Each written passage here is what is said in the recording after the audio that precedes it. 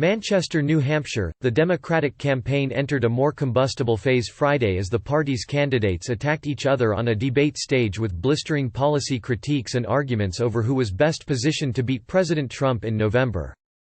With no clear front-runner and 4 days to go before the New Hampshire primary, 7 of the party's leading candidates abandoned the wonky policy contrasts and opaque tonal critiques that had filled the race before Monday's caucuses in Iowa. The debate stage became a free-fire zone instead, the candidates seizing the moment to call each other out. They harped on age and political records, flashed anger and indignation, and warned their rivals' policy prescriptions would fail. Multiple candidates cautioned that the polling leader, Senator Bernie Sanders (IVT), would not be electable given his identification as a Democratic Socialist. In a sign of the reordering of the Democratic primary race, it was Sanders and former South Bend, Indiana, Mayor Pete Buttigieg who often took control of the stage, engaging in impassioned monologues, and seeing their records scrutinized, while rivals raised their hands in the hopes of being called on next. Former Vice President Joe Biden and Senator Elizabeth Warren entered the evening looking to break out of their sudden second-tier status, as billionaire former New York Mayor Mike Bloomberg, while not on the ballot or on the debate stage here, continues to increase his campaign spending in the hopes of upsetting the race when he begins appearing on ballots next month.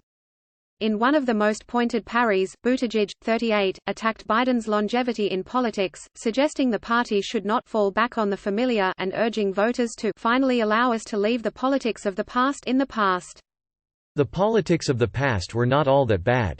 Biden, 77, interjected, pointing toward measures on violence against women, arms control and other legislation he shepherded over the course of more than 4 decades as a U.S. Senator and Vice President. "I don't know what about the past of Barack Obama and Joe Biden that were so bad," he said.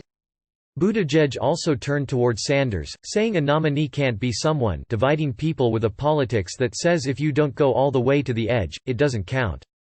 A politics that says it's my way or the highway. Politics should be one of addition and inclusion and belonging, he said, not one that beats people over the head and says they shouldn't even be on our side if we don't agree 100% of the time. Asked if he was referring to Sanders, Buttigieg said yes. "I've never said that," Sanders, 78, responded. "But let me tell you what I do say. The way you bring people together is by presenting an agenda that works for the working people of this country, not for the billionaire class." Although absent, Bloomberg came under unified condemnation from the stage. "It's a funny thing," Sanders said. "There are millions of people who can desire to run for office. But I guess if you're worth $60 billion and you can spend several $100 million on commercials, you have a slight advantage. That is nonsense." Senator Amy Klobuchar, D-Min. Agreed, "I don't think people look at the guy in the White House and say, we need someone richer." Quote, Biden was more pointed with his rivals than in past debates but seemed to struggle at times to get his message across, while Warren kept her answers focused on the campaign messages she has been delivering for months. Klobuchar, 59, had her strongest debate showing so far, making a direct appeal to a New Hampshire electorate filled with moderates. "I do not have the biggest name up on this stage. I don't have the biggest bank account. I'm not a political newcomer with no record," she said. "But I have a record of fighting for people. If you are tired of the extremes in our politics and the noise and the nonsense, you have a home with me." Klobuchar went up against both Sanders and, in another chapter in an ongoing dispute, Buttigieg. She reminded Buttigieg of a line he used regularly in Iowa during the impeachment trial in which he called the proceedings exhausting enough to make him want to change the channel and watch cartoons instead. After a lively and rambunctious start, however, the candidates also tried to show some form of unity. Buttigieg defended Biden, saying Democrats should not worry about Republican threats to investigate Biden and his son Hunter.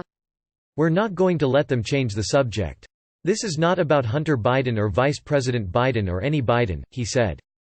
"This is about abuse of power by the president. The vice president and all of us are competing, but we've got to draw the line somewhere." Biden went over to hug Sanders at one point, both of them displaying wide grins. Warren, 70, tried to cast herself as a unifying candidate and generally refrained from some of the intra-party squabbling. "Bernie and I've been friends for a long time," she said. "We have a lot of things in common. We have a lot of things that we differ on. But, you know, this fundamental question about how we bring our party together, we have to think about it in new ways." The sudden shift of dynamics after Monday's Iowa caucuses has raised concern among party leaders that there will be no quick conclusion to the nominating process, potentially forcing a drawn-out contest that deepens party divisions and leads to a weakened nominee. I don't think there's any question, after this week, that Donald Trump can get re-elected, business executive Tom Steyer said, repeatedly returning to the anxiety coursing through the party. We have got to win or we are in deep trouble.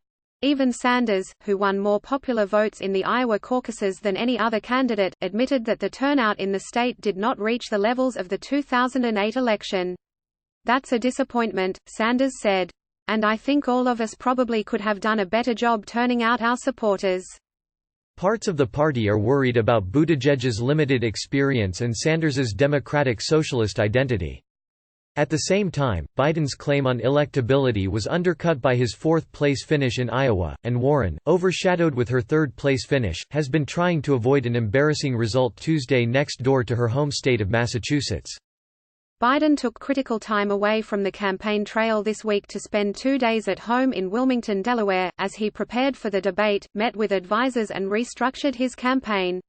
In an effort to calm skittish donors and supporters, his campaign confirmed Friday that it was giving greater responsibility to advisor Anita Dunn.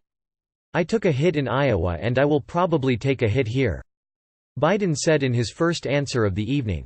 In a sign of the financial strain the candidates are feeling as the race drags on, several made direct appeals for money from the audience viewing on television. Since Buttigieg last took a debate stage, his stature in the race has changed dramatically. His surprisingly strong Iowa finish lifted him into a collision course with Sanders here, though by and large, they appeal to different groups within the party.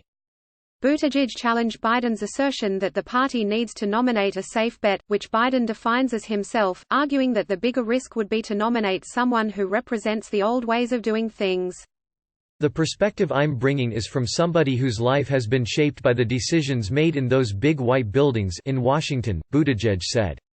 "We need a perspective that will allow us to leave the politics of the past in the past." His opponents cast him as naive. "We have a newcomer in the White House right now and look where it got us," Klobuchar said. "I think having some experience is a good thing."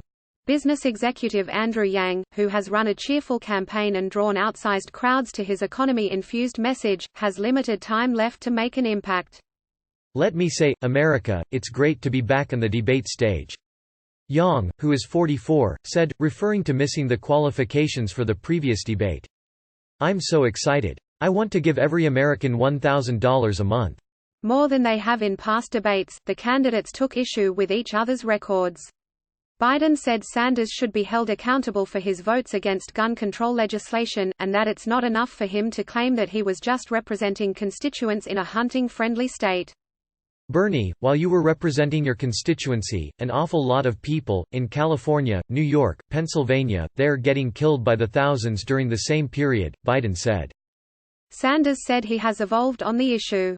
"The world has changed and my views have changed," he said. The group of mostly white candidates had one of its most extended discussions on race and criminal justice issues. The candidates squabbled over their past records, and comments from surrogates, with a focus on the black electorate that will dominate South Carolina's February 29 primary. Steyer, 70, twice pressed Biden to apologize for what he and some supporters considered to be racist comments made by one of Biden's top supporters in South Carolina. Biden said the supporter, State Senator Dick Harpootlian, was sorry. Biden then urged Sanders to answer for comments made in a South Carolina newspaper by one of his supporters made about his history on matters of race. "Joe Biden is a friend of mine and I'm not here to attack him," Sanders said.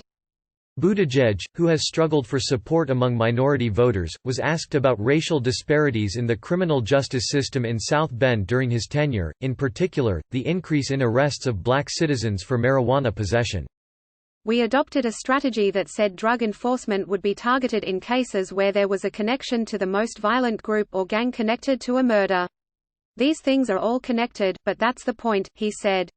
"So are all of the things that need to change in order to prevent violence and remove the effects of systemic racism, not just from criminal justice but from our economy, from health, from housing and from our democracy itself." Warren was then asked whether Buttigieg's answer was substantial enough. "No," she said. "You have to own up to the facts.